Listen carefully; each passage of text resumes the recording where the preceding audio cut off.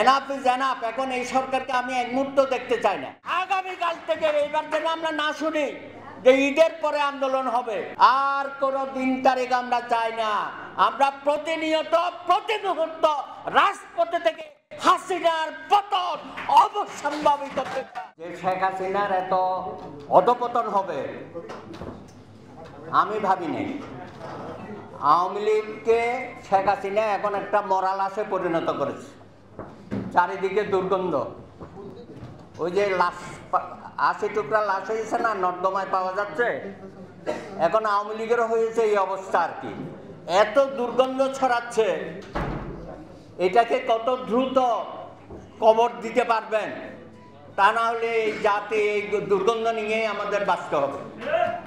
আমাদের সোনার ছেলেরা, আরে সেই তাপস কদিন আগে বলল ৪০ বছরে যেটা হয় না উনি ৪ বছরে করেছেন। কি আলাউদ্দিনের ওনার হাতেও আছে। এখন চলে গেছে সুইজারল্যান্ড, এক বক্তৃতা দিয়ে শেখ হাসিনার সাথে এক মঞ্চে কি সব উদ্বোধন করলো, ১২-১৩টা প্রজেক্ট। এখন দেখি উনি সুইজারল্যান্ডে ঘুরে বেড়াচ্ছে।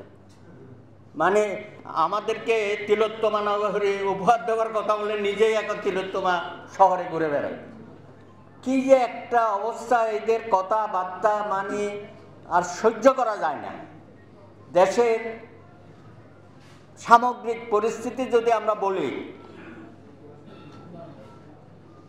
বলা হচ্ছে না একটা লুটপাটের অবাধ স্বর্গরাজ্যে পরিণত করেছে, এবং প্রতিটা জায়গায় প্রতি ক্ষেত্রে তাই হচ্ছে, এবং সব জায়গায় সোনার ছেলেগুলো বসিয়ে দিয়েছে, এবং এক একটা সোনার ছেলের ইতিহাস বা তাদের কি বলে এসিয়ার চাকরি জীবনে সবার একটা এসিয়ার থাকে। এখন সবার এসিয়ার বেরোবে, বের হইতেই থাকবে আমলনামা।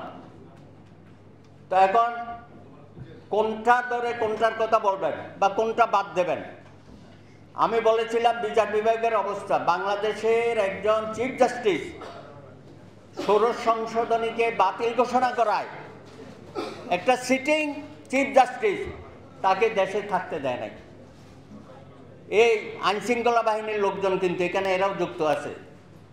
এই আজিজ বলেন, বেনজির বলেন, তার সব সুপুত্ররা এখনো অনেকেই আছেন। ২৮শে অক্টোবর কারা ঘটাইছে ঘটনা, এই ওনাদের মতোই আর কিছু আছে তো এখনো। হ্যাঁ, খুব বড় বড় কথা বলছেন, মিডিয়াতে ঘন ঘন আসছেন, দেখছেন না? এদের পরিণতি একদিন এরকমই হবে। সাবধান হবে না এরা কেউ কিন্তু সাবধান হবে না। এরা আরো পচাইয়া ছাড়বে।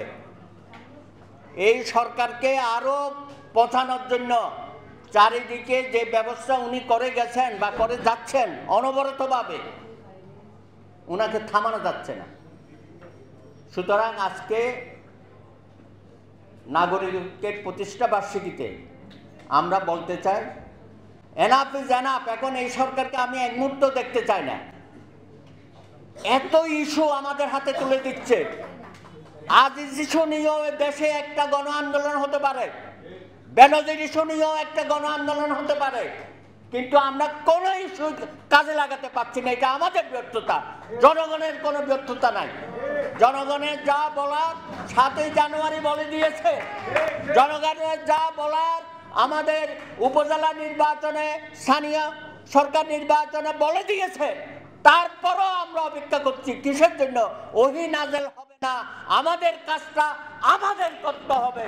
তাই আসুন আগামীকাল থেকে এইবার যেন আমরা না শুনি যে ঈদের পরে আন্দোলন হবে, অমুকের পরে আন্দোলন হবে, আর কোনো দিন তারিখ আমরা চাই না।